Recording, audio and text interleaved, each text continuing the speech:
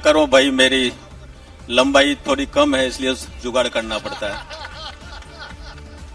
अब भगवान ने मुझे इतनी ही दी, अब क्या करूं, इस वजह से चलाना पड़ेगा और ये भी बीच में आपको परेशान करता होगा। लेकिन मेरी प्रार्थना है, अभी ये क्या कि रात को जाते हैं, पहले तो ये कहते हैं कि आदिवासी हिंदू नहीं है, हम भगवान राम जी को मानते ही नहीं है, हम भजन कीर्तन को मानते ही नहीं है, लेकिन आपकी ताकत के बाद में आजकल ये भी मजीरे बजाने लग गए भाइयों बहनों, भजन कीर्तन में जाकर के भजन के नाम से लोगों को इकट्ठा करते भाइयों बहनों।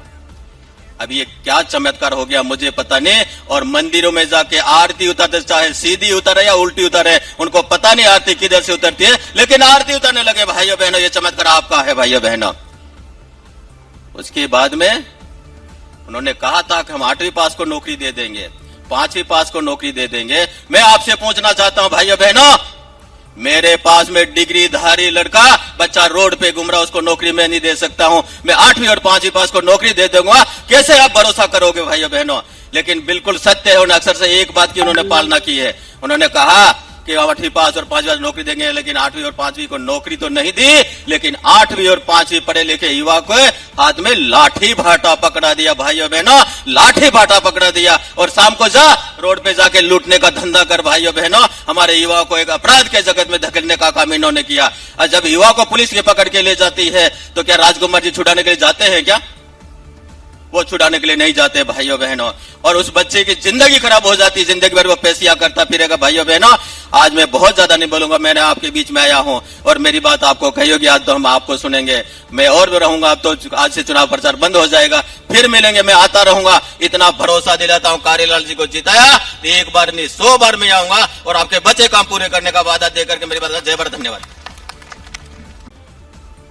हमारे यहाँ काफी वक्ताओं ने भारतीय जनता पार्टी की सरकार में क्या किया क्या नहीं किया वो सारी बातें कही होगी, और उसके साथ में एक बात यही कही होगी कि जिन लोगों ने लंबे समय तक इस हिंदुस्तान की धरती पर राज किया वो झूठ की राजनीति करते हैं, वादों की राजनीति करते हैं, घोषणाओं की राजनीति करते हैं, और इसके बाद में एक नई पार्टी आई वो भी झूठ बोलती है।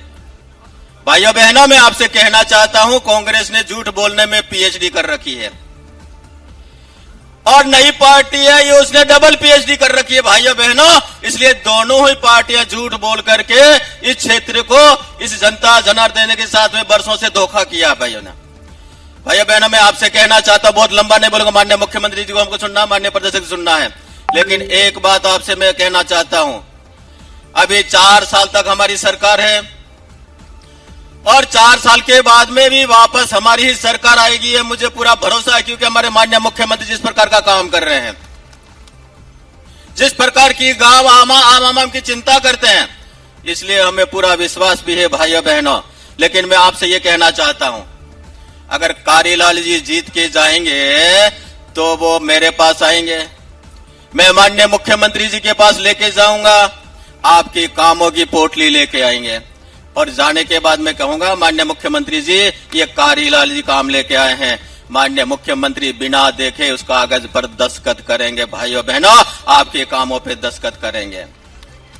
अगर मान लीजिए कोई दूसरा जीत के जाएगा, इस चुनाव में कौन जीतेगा कौन हारेगा इससे सरकार पर कोई फर्क पड़ने वाला नहीं है, न सरकार बनने वाली है न सरकार गिरने वाली है। लेकिन दूसरा जीत के जाएगा वो मेरे पास में आएगा क्या?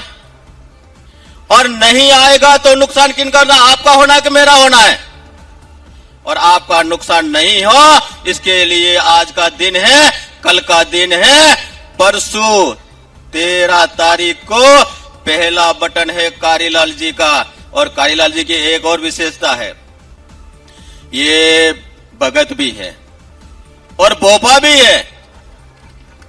ये जहर उतारते, सांप का उतारते हैं, पता नहीं किस किस का उतारते हैं, और कारीलाल जी जीत के जाएंगे तो अच्छों का जहर उतार देंगे भाइयों बहनों। इन सब का जहर उतारने के लिए कारीलाल जी को जिता के भेजिए भाइयों बहनों। भाइयों बहनों, हमारे पास पैसों की कोई कमी नहीं है। माननीय मुख्यमंत्री जी, मैंने जनता जनार्दन से वादा किया है, और वादा ये क्या है कि आपके जो बचे काम हैं, जो इनके कारण से रुके हुए हैं, उन सारे कामों की हमने जिम्मेदारी ली है, मैंने ली है, और आपके काम करने की शैली के कारण लिए माननीय मुख्यमंत्री जी, जिस प्रकार का भरोसा इनको हमने दिलाया है वो आप पूरा करेंगे।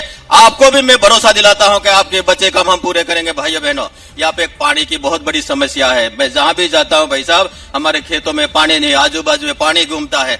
हमने कहा है हम पानी भी लाएंगे, लेकिन घोषणा नहीं कर सकते कि चुनाव का माहौल है। ये सारे काम आपके करेंगे भाइयों बहनों। पत्रकारिता की दुनिया में एक और बढ़ता कदम, जी हाँ, बांसवाड़ा की खबरें हमारे साप्ताहिक समाचार पत्र BN भोर नायक साप्ताहिक समाचार अखबार में भी प्रकाशित होगी। देश हित जनहित में बांसवाड़ा संपादक एवं ब्यूरो चीफ सईद मिर्जा की कलम से आप होंगे रूबरू अखबार में। अगर आप भी अपने क्षेत्र की समस्याओं को जिम्मेदारों तक पहुंचाना चाहते हैं तो हमारे व्हाट्सएप नंबर 9887421584 पर संपर्क करें।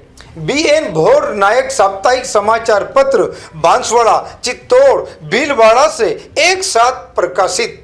राज और समाज का साप्ताहिक दर्पण संपादक प्रकाशक शहजाद खान व सईद मिर्जा की रिपोर्ट देखते रहिए भोर नायक समाचार पत्र में।